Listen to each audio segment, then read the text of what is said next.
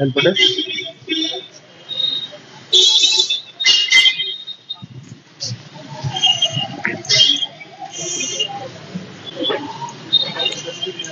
अच्छा, ये help desk है या इसी में जन सुनवाई वाला दोनों एक साथ है?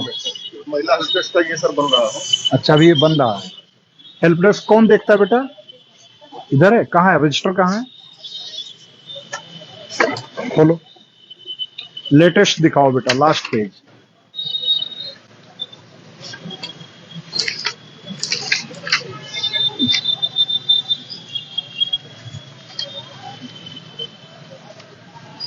सत्रह 17 अक्टूबर 21।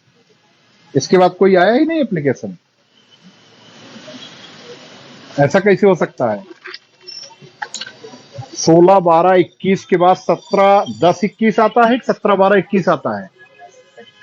वेद देखो। ये 12 है, 2 लिखे हो। ऐसे 2 लिखा जाता है जो जीरो जैसा हो। कौन लिखा है इसको? आपने लिखा। इसको सही करो, इसको कोई भी 10 ही पढ़ेगा। सही करके लिखो। अच्छा, दूसरे एक पेज में आप इसको 2-2 क्यों लिख रहे हो? वेद, क्या पेज की कमी है हम लोगों के पास इसमें? एक पेज पर आपको एक लिखना है, जिससे जब भी आप फीडबैक लिख सकें, शिकायतकर्ता से फीडबैक लेने के बाद लिखना हो तो पूरा पेज खाली रहे आपका। जरूरत पड़ने पर हो सकता है कि आपको 3 बार तो मिनिमम फीडबैक ही रखिए। 3 बार, एक बार संतुष्ट मान लीजिए बता दिया, 15 दिन बाद फिर पूछे, फिर अगले 15 दिन बाद पूछे।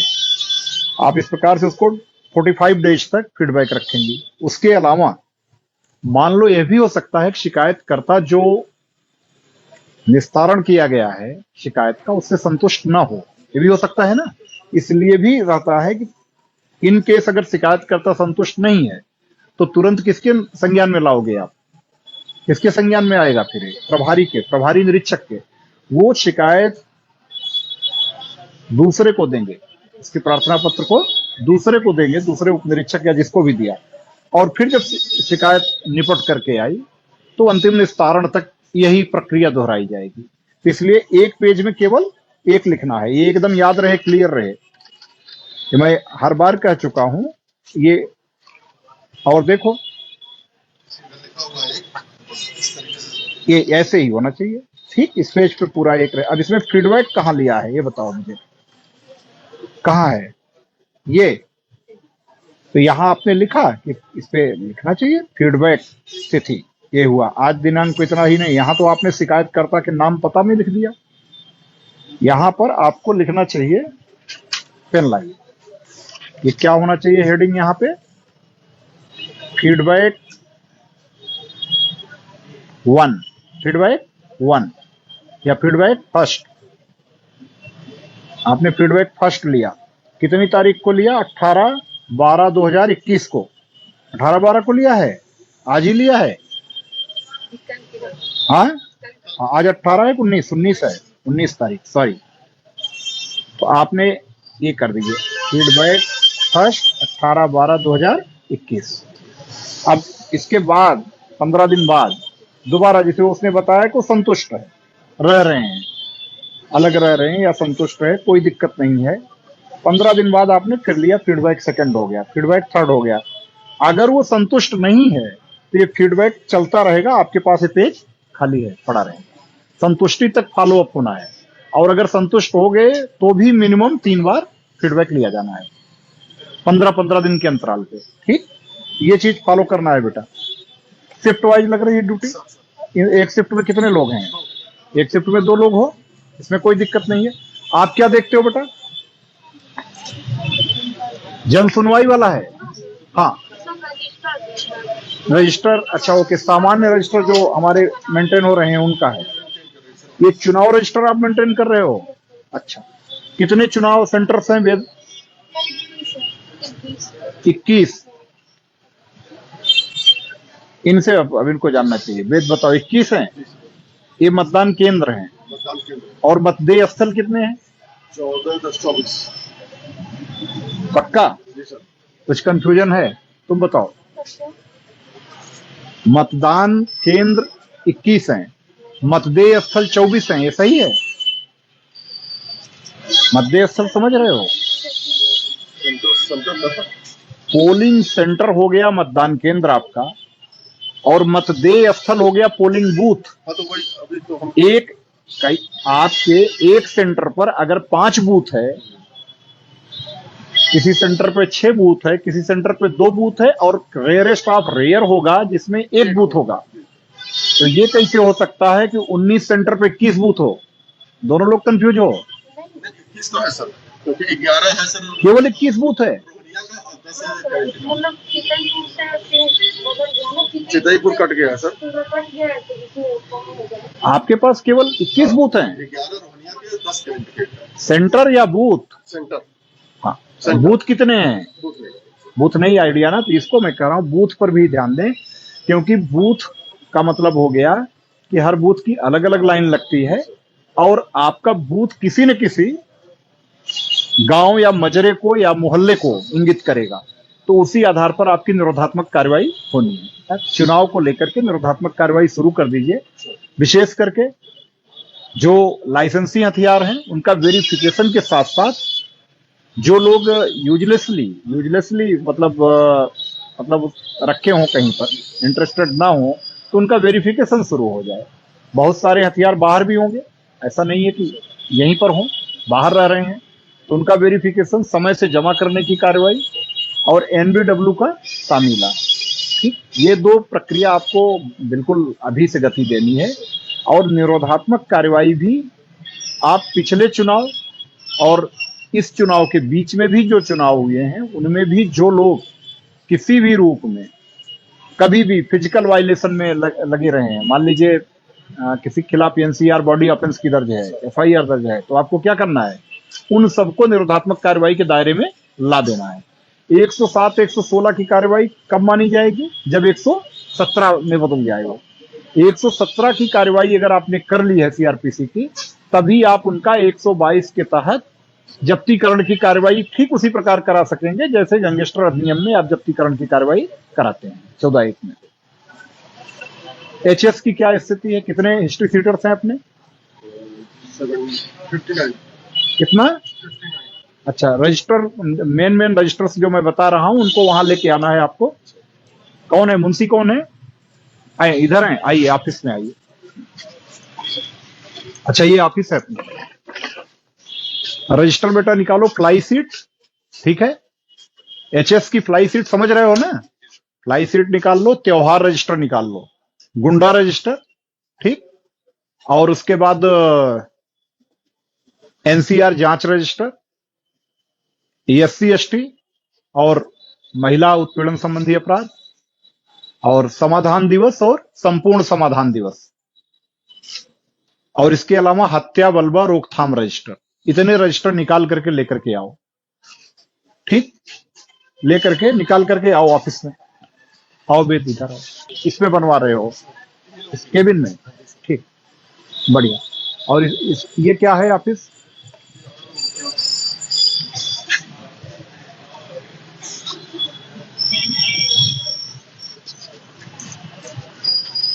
कब तक बन के तैयार हो जाएगा? महिला हेल्थ से नीचे फर्स्ट फ्लोर पर बनवाना है और लाइटिंग करवाना है। दिवसाधिकारी कौन है? Day officer? एक तो दिवसाधिकारी और एक रात्रि अधिकारी होते हैं ना, 12-12 घंटे की शिफ्ट वाले। इधर आइए। आप ही हो दिवसाधिकारी? आप ही हो? अच्छा, आप दिवसाधिकारी के रूप में देखो, पहले भी यहाँ पर एक बार कंप्लेन मिल चुकी थी, वेद आपके आने के पहले की स्थिति है, मालूम होगा, जो बाद में देहात क्षेत्र में कि कोई व्यक्ति ने शिकायत की थी कि यहाँ आया और उसकी उस समय गुमशुदगी नहीं लिखी गई थी, बाद में जो इंसिडेंट हुआ था देहात क्षेत्र में। तो जो भी दिवसाधिकारी रहे, रात्रि अधिकारी रहे, आप परफेक्ट जिम्मेदार होंगे। कोई भी शिकायत करता आया तो वो हर हाल में अटेंड किया जाना चाहिए। इंश्योर करिए, अगर वो एफआईआर के लिए आया है तो भी आप तुरंत एफआईआर दर्ज करिए। आवश्यक जहां भय समझ रहे हैं आप, इमीडिएट अपने, अगर यहीं पर उपस्थित हैं प्रभारी, उनसे बताइए, नहीं उपस्थित हैं फोन से बताइए, या जहां भी आवश्यकता है, जो भी हमारी सेट प्रैक्टिस है बताने की, बताइए। लेकिन हमारी प्रैक्टिस के कारण ये स्थिति कतई ना हो कि वो अनअटेंडेड हो। बात समझ रहे हो ना? अनअटेंडेड नहीं होना चाहिए। उसका जो भी ग्रीवांस है तत्काल देखा जाए, ये निश्चित करना है। रजिस्टर मंगा लो वेद, आते हैं।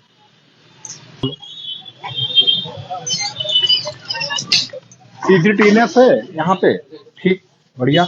आप लोग बताओगे आईजीआरएस में क्या रैंकिंग है हमारी थाने की इस समय? निकाला है, देखा है? अच्छा, तो जो भी लंबित है थाना स्तर पे भी इनको समयबद्ध तरीके से सबका और गुणवत्तापूर्ण निस्तारण हो जाए, किसी भी रूप में कोई भी डिफॉल्ट में न जाए, और किसी भी रूप में ऐसी स्थिति ना हो कि कोई असंतोष की ही परिभाषा में आऊं, जो हो निस्तारण होता जाए। विवेचनाओं के निस्तारण में क्या स्थिति है? योजनाएं तो बहुत कम हो गई सर, और मेरे ख्याल से 203 पे है अभी। कल का आंकड़ा 200। रैंकिंग क्या है विवेचनाओं के? आप निकाल करके प्रिंट आउट लेकर के आइए, देखें कि क्या है कि पूरा ओवरऑल कितनी टेंडेंसी में दुरुस्त है काफी। तो वेद ये आपने इधर मेहनत कराई? क्योंकि मैं पिछली बार आया था तो साफ सफाई की स्थिति अच्छी नहीं थी, तो साफ सफाई तो काफी बढ़िया दिख रही है। ये कच्छ तो था, लेकिन मुझे लगता है कि ये, हाँ, इस तरीके से नहीं था, तो इसके लिए साफ सफाई की व्यवस्था अच्छी रखवाने के लिए इनको अपनी तरफ से पीआरओ साहब इनाम भी हमारी तरफ से वेद प्रकाश जी के लिए लिखिएगा। इसमें अच्छी व्यवस्था है, साफ सफाई के लेवल मेंटेन रहे, ये चीज इंश्योर करना है। हमारी गाड़ी से पेन उठा लाना, पेन नहीं होगा। हाँ,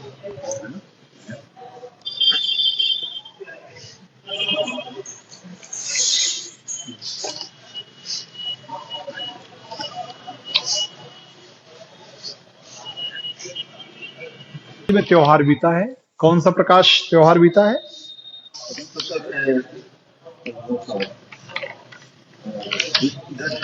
देव दीपावली। देव दीपावली के बाद अब आगामी त्योहार कब से शुरू होंगे? अगले त्योहार आगामी त्योहार सर मकर संक्रांति, पूजा है, खरमास के बाद शुरू होंगे त्योहार। त्योहार रजिस्टर अप टू डेट है? ठीक है, ठीक है, कलम ले लीजिए। आपके यहाँ संत रविदास जयंती, ये भी काफी महत्वपूर्ण फेस्टिवल के रूप में होता है। मेरी समझ से मुख्य मंदिर आपके ही थाना क्षेत्र में है, और पीछे लिखा भी है, विस्तार से लिखा भी हुआ है।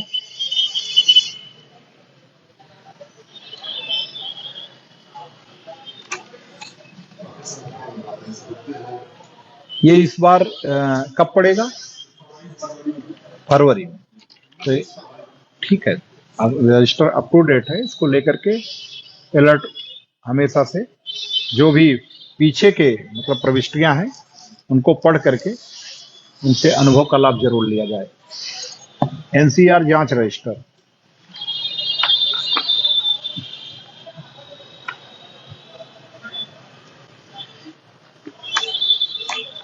ज्यादातर में 107, 116 की कार्रवाई दिख रही है पीछे, हालांकि बाद में अब इधर 151 की कार्रवाई शुरू हुई है। ये चीज ध्यान देना है इसमें कि जो 151 की कार्रवाई हो, वे अनिवार्य रूप से अगर दोनों पक्ष मान लीजिए लड़े हैं, दोनों पक्ष हिंसा में संलिप्त रहे हैं, तो दोनों पर हो। लेकिन अगर एक पक्षीय रूप से किसी ने मारा पीटा है किसी को, तो हमेशा 151 की भी कार्रवाई एक पक्षीय होनी चाहिए, और यही तभी सही न्याय मिल पाता है। अगर 151 की कार्रवाई, मान लो एक व्यक्ति ने किसी व्यक्ति को मारा पीटा और आपने ला करके 151 में दोनों को बंद कर दिया, तो ये मेरी समझ से मतलब कहीं ना कहीं से जस्टिस तो भूल जाइए, इनजस्टिस बहुत गलत तरीके से डिलीवर करना हुआ उस व्यक्ति को जो पीड़ित है, क्योंकि वहां पर तो पहले भी पिट चुका और आपने दोषी के साथ उसको भी हवालात में डाल दिया। तो ये स्थिति कतई नहीं होनी चाहिए। 151 की कार्रवाई अनिवार्य रूप से आक्रामक पक्ष के खिलाफ एक पक्षी तरीके से करिए। हाँ, अगर दोनों पक्ष मारपीट में एज ए ग्रुप लड़े हों, दोनों का 19-20 ही सही अंतर हो, बट मतलब मारपीट में दोनों शामिल हों, तब दोनों पक्ष पे करिए। बट मतलब अगर एक पक्षी मारपीट का है तो उसमें एक पक्षी ही 151 की भी कार्रवाई की जाए। अच्छा, साथ ही साथ 107 116 जितने में हुआ है, ये 107 116 का फॉलो अप करें, क्योंकि हम लोग पुलिस कमिश्नरेट सिस्टम में हैं। एसीपी साहब की जो कोर्ट है वहां पर आप इसको पहुंचा करके 117 में शामिल कराएं। 116(3) की प्रक्रिया पूरी करा करके अपने जो जांच अधिकारी हों उनसे 117 का ऑर्डर जरूर कराएं, तभी ये ऑर्डर इफेक्टिव होगा। 107 116 केवल करके छोड़ने से कोई फायदा नहीं है। दूसरे, आप इस समय जिनका भी 117 करा लेंगे वो सारे आपके लिए चुनाव में भी बहुत कारगर रहेंगे। क्यों? क्योंकि 6 माह के लिए आप का ऑर्डर 117 का होता है और तब तक आपका जो चुनावी प्रक्रिया है वो परिपूर्ण हो चुकी होगी। तो यानी कि नेचुरल में भी जो लोग बॉडी ऑफेंस में शामिल रहे हैं उन्हीं पर आप कार्रवाई ये करेंगे। और जब बॉडी ऑफेंस में शामिल व्यक्ति जब सामान्य अपराधों में शामिल है, सामान्य रूप से किसी से लड़ झगड़ रहा है, तो पूरे चांस ये भी हैं कि वो चुनाव के दौरान भी इस प्रकार की अशांति करने की स्थिति उत्पन्न करना चाहे। तो हम पहले से इस पर नजर रखें।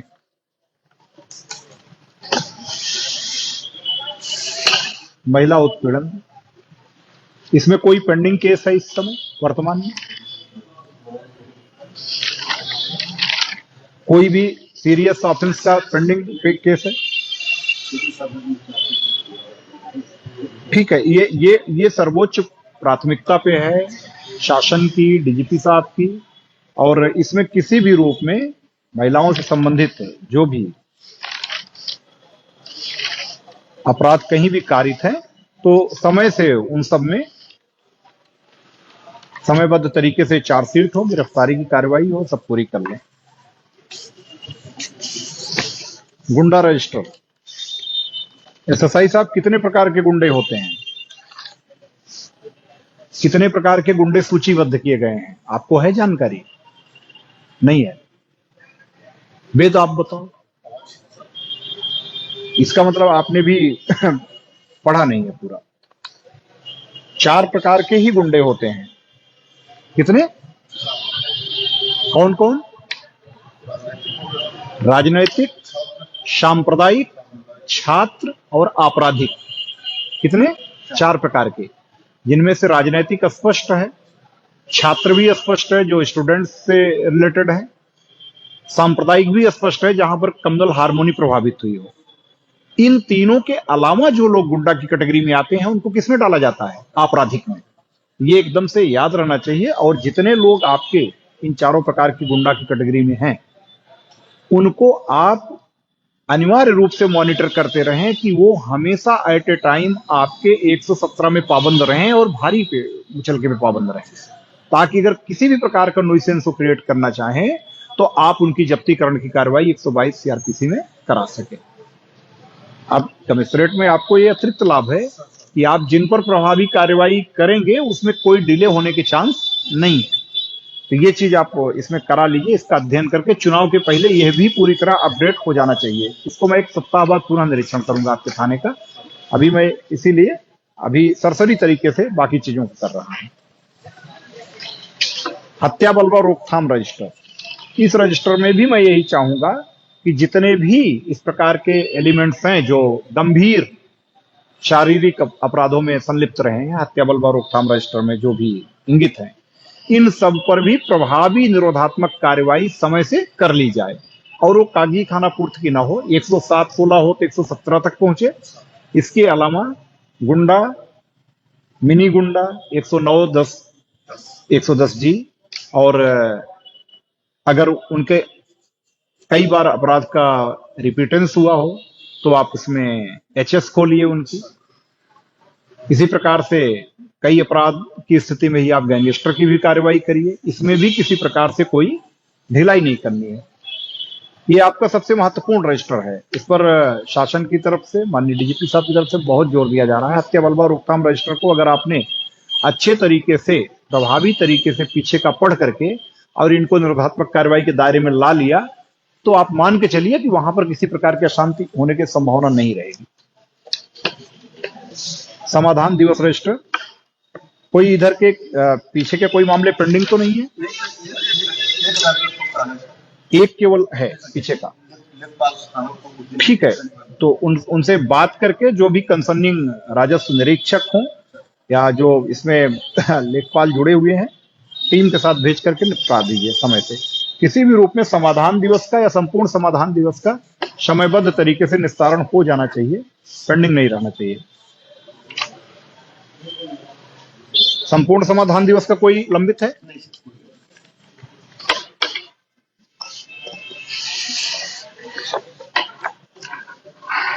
ये आपकी एचएस की फ्लाई सीट है। कुल एचएस की संख्या कितनी है? अभी पानी नहीं पिएंगे, पानी नहीं पिएंगे। कितनी है? 59। कितने निरीक्षण कितने होने चाहिए एचएस के? महीने भर में कितने निरीक्षण होने चाहिए? कम से कम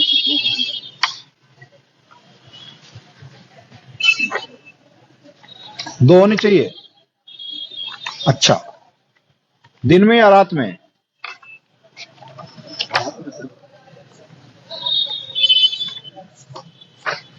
दिन में भी, एक दिन में और एक रात में, इसलिए दोनों कॉलम रहता है ताकि आप दोनों स्थितियों को देख सकें। पीछे के सारे हो गए हैं? देखो बहुत सारे ऐसे हैं ऐसे सेकंड कम हुआ है, हम लोग डाल रहे हैं रोज। जो एचएस, देखो अब ये देखो 65 ये मैंने खोला है जायके के लिए, कल्लू यादव और फनिल यादव, कोई निरीक्षण नहीं हुआ है, ठीक है ना, ब्लैंक है। ऐसी स्थिति नहीं होनी चाहिए। जितने एचएस देखो आपके नहीं चेक किए गए हैं, देखो साल भर में ये सब ऐसे सेकंड के लिए हम लोग बार बार अभी नहीं, ये प्रयास की बात नहीं है, स्पष्ट किया जा रहा है, स्पष्ट निर्देश है, इसमें कोई वो नहीं है। नहीं तो ये आप लोगों का माना जाएगा। वेद इधर आओ, इंस्पेक्टर, ये बिल्कुल नहीं है, एकदम ब्लैंक है। इधर देखो एचएस का, ये नहीं होना चाहिए। साल का अंत है ये, साल के अंत में एक भी निरीक्षण ना होना शर्मनाक है। ये शो करता है कि कहीं ना कहीं से हमारी जो अपराध एवं अपराधियों के बारे में प्रयास की स्थिति है वो बहुत अच्छी नहीं है। जितने बचे हैं आपके पास इफेक्टिव रूप से अभी 10 दिन है। इस 10 दिन में सारे एचएस का वेरिफिकेशन हो जाना चाहिए 59 का। मैं अगले हफ्ते फिर से एचएस पे ही फोकस कंप्लायंस करूंगा।